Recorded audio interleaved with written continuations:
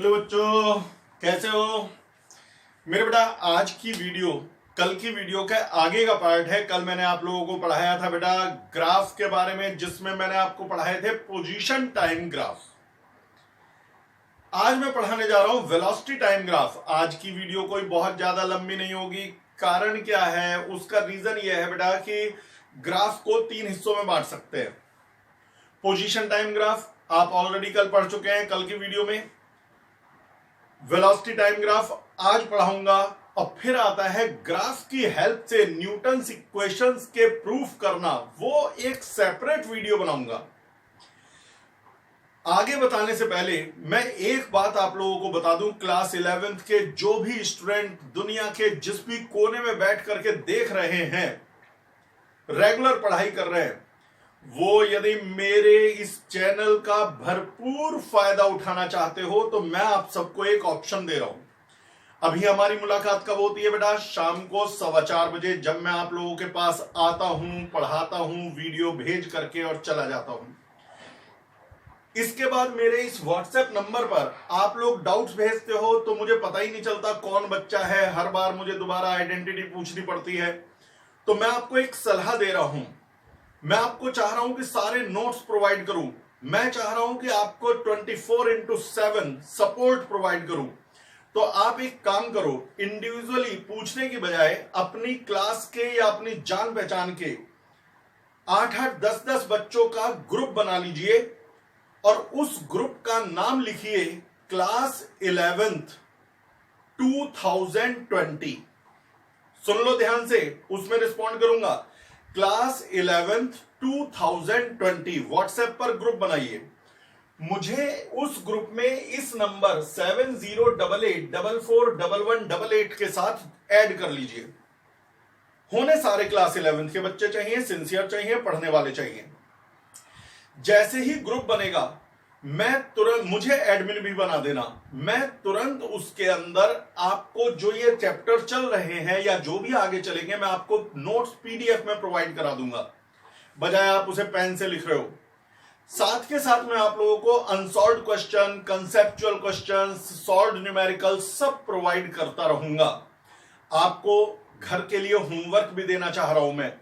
आप सॉल्व करके मुझे भेजेंगे, मैं टेस्ट भी लेना चाह रहा हूं। सब कुछ ऑनलाइन तभी प्रॉपर चलेगा जब आपके ग्रुप्स बने हुए होंगे। खिचड़ी ग्रुप इसलिए नहीं बनाना चाह रहा कि एक बच्चा पता चला मेरठ का है, एक सहारनपुर का है, एक वो है, ग्रुप के अंदर वो ना हो। इसलिए आप अपना अलग अलग ग्रुप बनाओ। कम से कम 8-10 बच्चे तो होने ही चाहिए जो ग्रुप के अंदर मुझे भी मेहनत करने में मजा आए। और फिर 24/7 जब भी आपका कोई भी डाउट हो, मुझे तुरंत व्हाट्सएप ग्रुप में लिख के भेजो। तो मान लो मेरे को 2 घंटे बाद समय मिला, इस बीच में आपके किसी फ्रेंड को आता हुआ वही जवाब दे देगा, तो भैया देख मैंने बता दिया। यदि मैक्सिमम बेनिफिट उठाना है, टेस्ट सीरीज ज्वाइन करनी है, सारे नोट्स चाहिए, सॉल्व्ड अनसॉल्व्ड सब न्यूमेरिकल्स चाहिए, तो ग्रुप आज से ही बनाने में लग जाओ और 3-4 दिन के अंदर ये ग्रुप तैयार कर लीजिए। तो मैं बेटा फिलहाल आज ये मान के चलूंगा कि पिछली वीडियोस आप देख चुके हैं, और यदि नहीं देखी है तो लिंक डिस्क्रिप्शन में है, सीक्वेंस में पढ़ते हुए आइए। देखो बेटा, अगला ग्राफ होता है velocity time graph. Velocity time graph कल मैं आपको टाइम इंस्टेंट और टाइम ड्यूरेशन वगैरह के बारे में सब बता चुका हूं। आप जानते हो बेटा एक्सेलरेशन क्या होता है? एक्सेलरेशन होता है change in velocity upon time duration. Change in velocity upon time duration. Change in velocity का मतलब final velocity minus initial velocity upon time duration. यदि आप इनिशियल वेलोसिटी को v1 कहोगे, फाइनल वेलोसिटी को v2 कहोगे, टाइम ड्यूरेशन को t कहोगे, तब तो ये फॉर्मूला है, और नहीं तो v minus you upon T. कई बार बच्चे इनिशियल वेलोसिटी को बेटा u कहते हैं, फाइनल वेलोसिटी को v कहते हैं, टाइम ड्यूरेशन को t कहते हैं। तो अरे यार, इतनी कौन सी नई बात बता दी मैंने। तो मैंने पहले ही कह दिया आज की वीडियो बहुत लंबी वीडियो नहीं है, कल की जरूर थोड़ी बड़ी वीडियो आने वाली है, तो ध्यान से देखते रहो। सपोज t1 इंस्टेंट पर किसी बॉडी की वेलोसिटी थी v1, ये वेलोसिटी है v1। t2 इंस्टेंट पर बॉडी की वेलोसिटी बढ़कर के हो गई v2, ये हो गई v2, बढ़ के घट के मतलब चेंज होके। तो मेरे बेटा इस ग्राफ का स्लोप क्या होगा, टेन थीटा क्या होगा? तो जवाब है, स्लोप कहते हैं, कल भी बताया था ना, स्लोप किसे कहते हैं बेटा? स्लोप कहते हैं टेन थीटा को। और टेन थीटा होता है परपेंडिकुलर अपॉन बेस।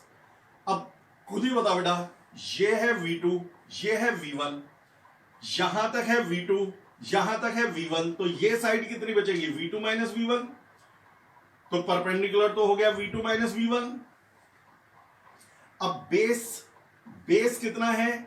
तो जवाब है T2 माइनस T1। भाई यहां तक है टाइम T2 और यहां तक है टाइम T1, तो जो यहां से यहां तक का बचा वो T2 माइनस T1। तो यानी कि टेन थीटा होगा V2 minus V1 upon T2 minus T1। अब कल की वीडियो के हिसाब से T2 माइनस T1 है टाइम ड्यूरेशन और V2 माइनस V1 है चेंज इन वेलोसिटी, यानी कि ये टेन थीटा है change in velocity upon time, जो कि होता है एक्सेलरेशन। एक बार फिर से देखो मेरे बेटा, T1 इंस्टेंट पर वेलोसिटी है V1, T2 इंस्टेंट पर बेटा वेलोसिटी है V2। अब इसके बाद स्लोप कहते हैं टेन थीटा को। टेन थीटा होता है बेटा परपेंडिकुलर अपॉन बेस, परपेंडिकुलर हो जाएगा V2 माइनस V1 और बेस हो जाएगा T2 माइनस T1। तो ये है V2 माइनस V1, ये है T2 माइनस T1, तो V2 minus V1 upon T2 minus T1। V2 minus V1 होता है चेंज इन वेलोसिटी और T2 माइनस T1 होता है टाइम ड्यूरेशन। तो change in velocity upon time क्या है? एक्सेलरेशन। तो याद रखना, पोजीशन टाइम ग्राफ में टेन थीटा थी वेलोसिटी और वेलोसिटी टाइम ग्राफ में टेन थीटा है एक्सेलरेशन। तो पोजीशन टाइम ग्राफ में टेन थीटा क्या था? वेलोसिटी। और वेलोसिटी टाइम ग्राफ में टेन थीटा क्या है मेरे बालक? एक्सेलरेशन। अब मेरे बेटा जरा इसमें ग्राफ देखिए, कौन सा ग्राफ किस चीज को दिखाता है। ये वेलोसिटी टाइम ग्राफ कितनी तरह के हैं? केस 1 ऊपर वेलोसिटी है, नीचे टाइम, यदि मैं ना भी लिखूं तो वही समझ जाना। केस 2 ये वेलोसिटी टाइम ग्राफ किसका है? Velocity time graph. केस 3 ये वाला वेलोसिटी टाइम ग्राफ किसको दिखाता है? Velocity time graph. और केस 4 ये वेलोसिटी टाइम ग्राफ किसका है? Velocity time graph. ठीक, तो चल भाई शुरू करें। मुझे देख एक बात बता ये दोबारा बना दी, कोई बात नहीं, अभी हटा दूंगा। मेरे बेटा इस टाइम जो वेलोसिटी है, इस टाइम भी वही वेलोसिटी है, इस टाइम भी वही वेलोसिटी है, इस टाइम भी वही वेलोसिटी है, यानी कि बेटा ये जो स्ट्रेट लाइन का ग्राफ है ये कांस्टेंट वेलोसिटी का ग्राफ है। यदि आपसे कोई कहे भाई कांस्टेंट वेलोसिटी का ग्राफ बनाना, तो बस स्ट्रेट लाइन बना देना। इसमें वेलोसिटी पहले कम, फिर वेलोसिटी ज्यादा, फिर वेलोसिटी और ज्यादा, फिर वेलोसिटी और ज्यादा, यानी ये बढ़ती हुई वेलोसिटी है। बढ़ती हुई वेलोसिटी को पॉजिटिव एक्सेलरेशन कहते हैं या सिर्फ एक्सेलरेटेड मोशन बोलते हैं। चाहे तो कह दो positive acceleration, body has positive acceleration, या फिर कह दो it is accelerated motion. Case 3 में आ जाओ। शुरू में वेलोसिटी लार्ज, फिर वेलोसिटी स्मॉल, फिर वेलोसिटी और स्मॉल, तो वेलोसिटी कम होती जा रही है और वेलोसिटी किसी की कम होती जाए तो उसे क्या बोलते हैं? या तो बोलते हैं नेगेटिव एक्सेलरेशन या फिर बोलते हैं रिटार्डेड मोशन। तो चाहे तो कह दो नेगेटिव एक्सेलरेशन है या रिटार्डेड मोशन है। तो जब वेलोसिटी बढ़ेगी तो ये ग्राफ, वेलोसिटी कम होगी तो देख कल वाले ग्राफ बिल्कुल अलग है। कल यदि याद हो कांस्टेंट वेलोसिटी का ग्राफ तो ऐसे आया था, एक्सेलरेशन का ग्राफ इस तरह से आया था। मुझे पता नहीं आप इतना छोटा सा देख पा रहे हो नहीं देख पा रहे हो। और रिटार्डेशन वाला ग्राफ इस तरह से आया था। पोजीशन टाइम ग्राफ अलग नेचर के होते हैं, वेलोसिटी टाइम ग्राफ अलग नेचर के। अच्छा, इस वाले को मैंने जान के क्यों नहीं मिटाया?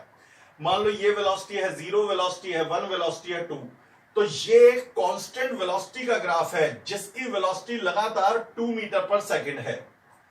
ये कांस्टेंट वेलोसिटी का ग्राफ है जिसकी वेलोसिटी लगातार 1 मीटर पर सेकंड है। और ये भी कांस्टेंट वेलोसिटी का ग्राफ है। यदि मैं यहीं पे लाइन खींच दूं तो ये भी कांस्टेंट वेलोसिटी का ग्राफ है जिसकी वेलोसिटी लगातार 0 मीटर पर सेकंड है। कितनी? 0 मीटर पर सेकंड, यानी कि रेस्ट। तो यदि मुझसे कोई कहे रेस्ट का ग्राफ बताओ, तो रेस्ट का ग्राफ एक हॉरिजेंटल लाइन होगा जो टाइम एक्सिस पर होगा, टाइम से ऊपर नहीं, टाइम एक्सिस पर। यदि टाइम से ऊपर है तो वेलोसिटी 1 और ऊपर है, तो वेलोसिटी 2 और ऊपर है, तो वेलोसिटी 3। लेकिन यदि यही है तो वेलोसिटी 0। कल मैंने आप लोगों को एक ग्राफ बताया था कार वाला, आज फिर मैं ग्राफ बताऊंगा कार वाला, लेकिन ये जो ग्राफ है कल से अलग होगा। कल मैंने कहा था कि यदि एक कार ने घर से निकली, पहले स्पीड बढ़ाई तो ये ग्राफ बना था, फिर कांस्टेंट स्पीड से चली तो ये ग्राफ बना था, फिर ब्रेक लगाया तो ये ग्राफ बनाया था, और फिर रुक गई तो ये बना था। ये पोजीशन टाइम ग्राफ तो सही था, लेकिन वेलोसिटी टाइम ग्राफ के हिसाब से ये ग्राफ गलत था।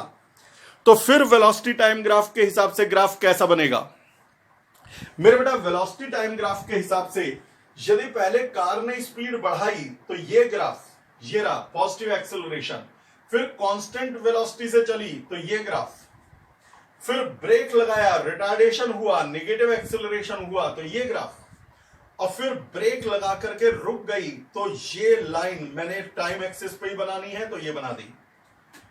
तो मेरे से कोई कहे कार वाला ग्राफ कौन सा सही है? स्पीड बढ़ाई, कांस्टेंट स्पीड से चली, ब्रेक लगाया, रुक गई, ये सही है या ये सही है? तो यदि वेलोसिटी टाइम ग्राफ है तो ये सही है, और पोजीशन टाइम ग्राफ है तो ये सही है। यदि कोई वेलोसिटी और पोजीशन पढ़े ही ना तो भैया फिर तो उसका क्वेश्चन गलत होगा ही होगा। तो खैर, अब कल मैं न्यूटन्स इक्वेशंस का प्रूफ कराऊंगा ग्राफिकल मेथड से, फिर मैं कराऊंगा डिफरेंशियल और इंटीग्रल से न्यूटन इक्वेशंस का प्रूफ।